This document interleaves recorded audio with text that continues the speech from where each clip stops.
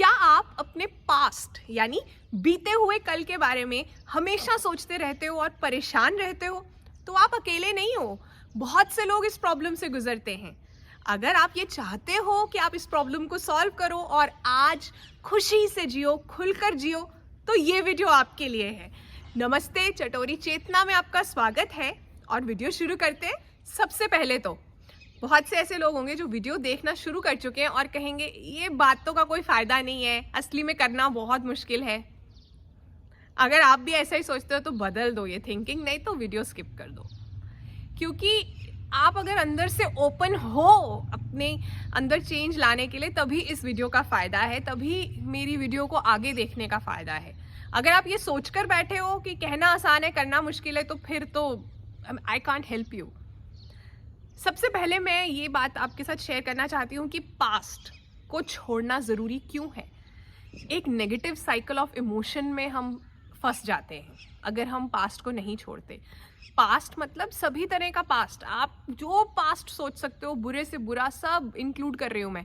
खुद से कोई गलती हो गई, किसी और ने बहुत हर्ट किया, रिलेशनशिप में ब्रेकअप, बिजनेस में लॉस, कोई ट्रॉमेटिक इवेंट, किसी ने अब्यूज़ किया, कोई बैड मेमोरी, कुछ भी अगर हम उसको पकड़ कर बैठे हैं तो हम न्यू जॉयज़, न्यू खुशियाँ आज जो हमारे सामने है उससे अच्छे से महसूस ही नहीं कर पाएंगे, क्योंकि जगह ही नहीं है। हम भरे पड़े हैं और हम हर वक्त भरे ही रहते हैं। हमें कुछ और दिखता ही नहीं हमारे उस डिफ़िकल्ट टाइम की मेमोरी के आगे। तो जगह तो लिमिटेड है ना। अगर दिमाग दिल हमेशा उस दुख से ही भरा हुआ है तो फिर आज के सुख में नज़र ही नहीं आएंगे, क्योंकि उनके लिए जगह ही नहीं है। और आपके अंदर से ना एनर्जी ड्रेन करती है ये वाली आदत पास्ट को पकड़ के रखने की। आप खुद देख लेना, कुछ लोग बहुत अच्छा खाते पीते हैं, घर अच्छा है, फ्रूट्स खाते हैं, सब खाते हैं, लेकिन हमेशा उनको मन में यही रहता है कि वो ना उतना काम नहीं कर पाते, एनर्जी नहीं होती, उतना इंथुजियाज्म नहीं होता। इसीलिए नहीं होता क्योंकि कहीं ना कहीं उनके थॉट प्रोसेस में फॉल्ट है।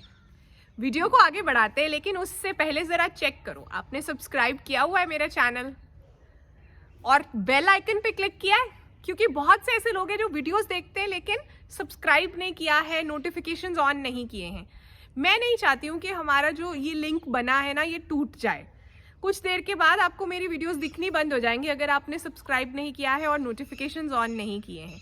और अगर आप पहले से सब्सक्राइबर हो तो वेरी गुड, वीडियो को लाइक कर दो, 1 सेकंड लगता है, नीचे बस क्लिक करना है, कर दिया, थैंक यू। तो हम ये करते क्यों हैं? इसमें ना कुछ रीजंस हैं। एक तो ह्यूमन नेचर है, जो चीज़ फेमिलियर होती है ना, जो पता होती है, हम ना उसके बारे में ही सोचना चाहते हैं। आज आगे भी क्या होगा, ये सब अनफेमिलियर है ना, नया है, तो डर लगता है। ह्यूमन नेचर है कि पास्ट में जो हुआ वो पता है ना, तो उसको ही चिपक कर बैठे रहो। दूसरी बात, क्यों हम पास्ट को पकड़ते हैं? हमारी ईगो सेटिस्फाई होती है जब हम विक्टिम बनते हैं, जब हम खुद पर तरस खाते हैं, जब हम ऐसी बातें कहते हैं कि आपको क्या पता मैंने क्या क्या देखा है, मैं तो आज जिंदा हूँ, यही बड़ी बात है। ऐसी बातें, उससे क्या होता है, हम अज्यूम कर रहे हैं कि सबसे ज़्यादा बड़े बड़े पहाड़ हमारे ऊपर ही टूटे थे। आपको क्या पता, जो आपको लग रहा है किसी की लाइफ परफेक्ट है, उसने भी तो पास्ट जिया है, उसको भी तो मुश्किलें आई होंगी। तीसरी चीज़, हम भुलाना ही नहीं चाहते। हमने ये सोच कर रखा हुआ है कि ये अंदर से हम वो चीज़ को पकड़ कर बैठे हैं। जिस दिन हम अंदर से सोच लेना कि हमें भुलाना है पास्ट, भुलाना मतलब कुछ बातें नहीं भूलती। अब किसी ने अपना बच्चा खोया है, फॉर इंस्टेंस, कोई लव्ड वन खोया है, वो बात भूली नहीं जा सकती, लेकिन उस बात को हर वक्त अपने दिमाग पर हावी करना और कुछ और ना कर पाना, ये एक चॉइस है। बहुत से ऐसे लोग भी हैं जो उस बच्चे की मेमोरी में ही पता नहीं कितने अच्छे अच्छे काम कर देते हैं, और बहुत से लोग ऐसे ही हैं जो बेड पर बैठ जाते हैं, 100 बीमारियां पाल लेते हैं और हर वक्त कोसते रहते हैं कि भगवान ने मेरे साथ ऐसा क्यों किया, मेरे साथ ही ऐसा क्यों हुआ। इन चीज़ों के जवाब थोड़ी ना मिलने हैं। किसी ने सही कहा है, अगर आप अपना पास्ट नहीं भुला सकते तो फ्यूचर क्या बनाओगे? जहाँ थे वहीं रह जाओगे। आप चाहते हो ऐसा? नहीं, मैं नहीं चाहती कि आप वीडियो देख रहे हो मेरा और आप चटोरी चेतना फैमिली का हिस्सा हो और आप जहाँ हो वहीं रह जाओ। ज़िंदगी में बढ़ना है, क्योंकि ऊपर वाले ने अभी हमारा स्विच ऑफ नहीं किया है। तो इस पे ना 5 स्टेप्स हैं, वो स्टेप्स को आप फॉलो करना, आपको मदद मिलेगी। एकदम से मैजिक नहीं होगा, थोड़ा सा टाइम लगेगा, खुद के साथ पेशेंट रहना। तो सबसे पहला स्टेप वो है एक्सेप्टेंस। सबसे पहले तो ये मानो कि हाँ ये प्रॉब्लम है, मैं बहुत ज़्यादा पास्ट के बारे में सोचती हूँ या सोचता हूँ और मैं उस चीज़ से निकलता नहीं हूँ, वो चीज़ मुझे इम्पैक्ट करती है। ये थोड़ा सा इंट्रोस्पेक्ट करोगे, जब खुद से बात करोगे अकेले में, तो आपको समझ आएगा और फिर इस बात को आपको मानना होगा। अब step number 2, past will be your teacher if you learn from it and your master if you live in it. आपके सर पर चढ़ के नाचेगा, आपसे सब कुछ करवाएगा अगर आपने उसे मास्टर बना दिया, उसके अंदर ही जीते रहे। अगर आप उससे कुछ सीख सकते हो तो वो आपका बेस्ट टीचर बन जाएगा। यही है learn and grow is step number 2। आपको अपने पास्ट से जो सीखने को मिल रहा है, जो लेसन्स आप लर्न कर सकते हो, चाहे उसमें आपकी गलतियाँ हैं, किसी और की गलतियाँ हैं, कुछ इंसिडेंट्स हैं जो आपके कंट्रोल के बाहर थे, जो भी है कुछ ना कुछ सीखने को ज़रूर मिलता है, वो ज़रूर सीखो और वो सीख को लेकर चलो। उस बात को नहीं, पर उससे अगर कुछ सीखने को मिला ना, उसे आप ज़रूर लेकर चलो अपने प्रेजेंट और फ्यूचर के लिए। अगर आपके मन पर बहुत बोझ है कि आपने कभी किसी को हर्ट किया था, तो हिम्मत जुटाकर सॉरी बोल दो, अभी भी देर नहीं हुई। मेरी क्लास में एक लड़की ने मुझे स्कूल टाइम में बहुत हर्ट किया था।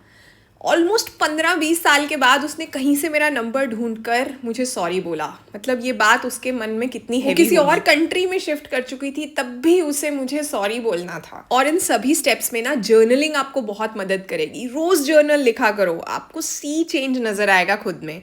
अब पास्ट को भुलाने का नेक्स्ट स्टेप नंबर 3 है फॉरगिवनेस, माफ करना।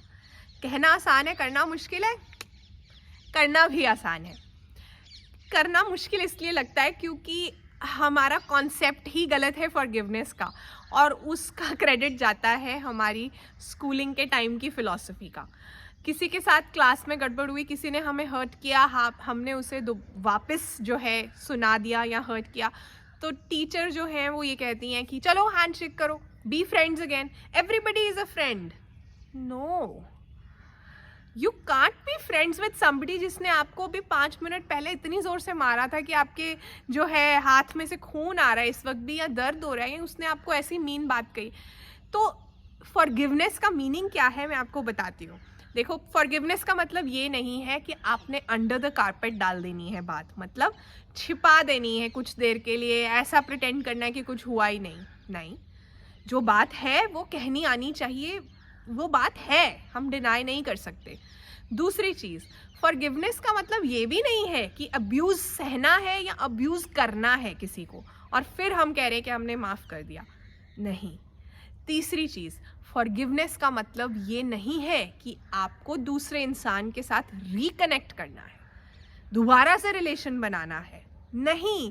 वो कहते हैं ना कि मैं आपको क्षमा तो कर सकती हूँ लेकिन दोबारा आप पर विश्वास नहीं कर सकती। तो मैंने क्षमा कर दिया है, लेकिन मेरी मर्जी है, मैं दोबारा से उस इंसान के साथ वो रिलेशन नहीं बनाना चाहती हूँ। वो है माइंडफुलनेस। माइंडफुलनेस कैसे करनी है? मतलब आप सांस भी ले रहे हो तो अपनी ब्रेथ पर ध्यान दो। खाना खा रहे हो तो खाने में क्या है पता चलना चाहिए, एक एक चीज़ का आपको टेस्ट आना चाहिए।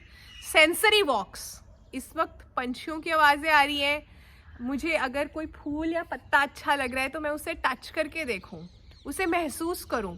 सब तरह के सेंसेस, जो मेरा sense of smell, eyes, sense of touch, हर चीज़ जो है, और मुझे फील कैसा हो रहा है, वो सब भी जो है मैं उसे जगाऊं, इस मोमेंट में जीने की कोशिश करूं, हर वक्त खुद को याद दिलाऊं। अब स्टेप नंबर 5, बहुत ज़्यादा बुरे हाल हैं और आप कुछ नहीं कर पा रहे हो तो सपोर्ट लेनी चाहिए। दोस्त या फैमिली किस्मत वाले हो अगर ऐसा कोई ऑप्शन मिल जाए, प्रोफेशनल सपोर्ट भी लेनी पड़ती है कई बार। अगर आपको प्रोफेशनली किसी काउंसलर या थेरेपिस्ट की सपोर्ट लेनी पड़े तो लीजिए। जाते जाते कहना चाहती हूँ, कई बार ऊपर वाला हमारे कुछ रिश्ते पहले ही बिगाड़ देता है, क्योंकि उसे पता होता है कि भविष्य में ये रिश्ते हमारी लाइफ ख़राब कर सकते हैं, हमारी ज़िंदगी बिगाड़ सकते हैं। वो कुछ देख सकता है आगे का भी जो हम नहीं देख सकते, इसलिए थोड़ा भरोसा करना चाहिए। चटोरी चेतना परिवार का हिस्सा बने रहने के लिए दिल से थैंक यू। मेरी वीडियोस आती हैं ट्यूसडे और थर्सडे को, तो देखते रहिए और शेयर करते रहिए ताकि हम ज़्यादा लोगों तक पहुंच पाएँ। Bye bye.